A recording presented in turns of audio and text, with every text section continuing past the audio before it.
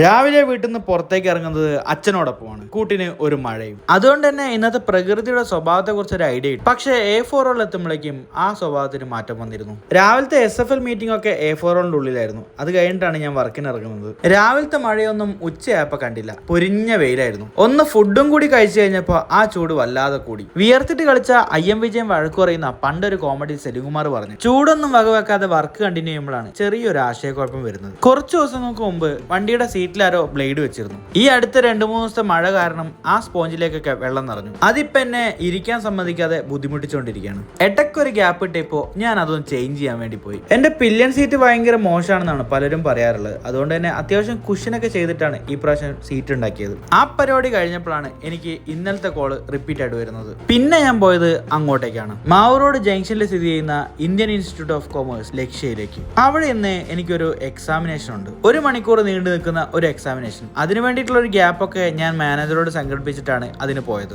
അതുകൊണ്ട് തന്നെ ഇന്നത്തെ എന്റെ വർക്ക് വളരെ സ്പീഡിലായിരുന്നു. എവിടെയും ലാഗ് അടിപ്പിക്കാതെ ഞാൻ എന്റെ വർക്കുകൾ ചെയ്തു തീർത്തു. എന്നിട്ട് 5 മണിക്കാണ് എക്സാമിനേഷന് കയറുന്നത്. എക്സാം പൂർത്തിയായി പുറത്തേക്ക് ഇറങ്ങുമ്പോഴേക്കും ഏതാണ്ട് 6 മണി കഴിഞ്ഞിരുന്ന സമയം. സ്കോളർഷിപ്പിന്റെ വിശേഷങ്ങളൊക്കെ വഴിയെ അറിയിക്കാമെന്നാണ് അവർ പറഞ്ഞിരിക്കുന്നത്. ഈ എക്സാമിൽ പാസ്സാവുകയാണെങ്കിൽ 50% വരെ സ്കോളർഷിപ്പ് കിട്ടുമെന്നാണ് പറഞ്ഞിരിക്കുന്നത്. അവിടുന്ന് ഇറങ്ങിയപ്പോൾ ഞാൻ നേരെ പോയത് യൂണിക്കോണിന്റെ ഓഫീസിലേക്കാണ്. ഇന്നത്തെ വർക്ക് കഴിഞ്ഞിട്ടുണ്ടായിരുന്നില്ല. യൂണിക്കോണിന്റെ വർക്കൊക്കെ കഴിഞ്ഞ് പുറത്തേക്ക് ഇറങ്ങുമ്പോൾ ഒരുപാട് ലേറ്റ് ആയിരുന്നു സമയം. കൃത്യം പുറത്തേക്ക് ഇറങ്ങുമ്പോഴാണ് എനിക്കൊരു കോള് വരുന്നത്. ആ കോള് വിളിച്ച ആളെ തേടിയിട്ടാണ് പിന്നെ ഞാൻ പോയത്. ആ യാത്ര ചെന്നെത്തിയത് മാതൃഭൂമിയുടെ ഓഫീസിലും. എന്റെ +2 കാലം മുതലുള്ള ഒരു കമ്പനിക്കാരനാണ്. അവൻ ഈ മാതൃഭൂമിയുടെ ഓഫീസിലെ എറണാകുളവും കോഴിക്കോടാണ് നോക്കുന്നത്. അതുകൊണ്ട് തന്നെ എപ്പോഴും സ്ഥലത്തുണ്ടാവണമെന്നില്ല. അവനെ കൈമ കിട്ടിയപ്പോൾ ഞങ്ങൾ നേരെ പോയത് സൗത്ത് ബീച്ചിലേക്കാണ്. ഒരു സാധാരണ കോഫി കുടിക്കലായിരുന്നു ഉദ്ദേശം. പിന്നീട് അത് കടന്ന് ഓംലെറ്റ് വരെ എത്തി. വെയിലിന്റെ ചൂടാണോ എക്സാമിന്റെ ചൂടാണോന്ന് അറിയില്ല, വയറ് കാലിയായിരുന്നു. അതുകൊണ്ട് തന്നെ ഒരു ഓംലെറ്റ് കഴിച്ചപ്പോഴാണ് അത്യാവശ്യം കാര്യങ്ങളൊന്ന് നേരെ നിന്നത്. സൗത്ത് ബീച്ചിൽ അധികം ചുറ്റിത്തിരിയാതെ ഞങ്ങൾ തിരിച്ച്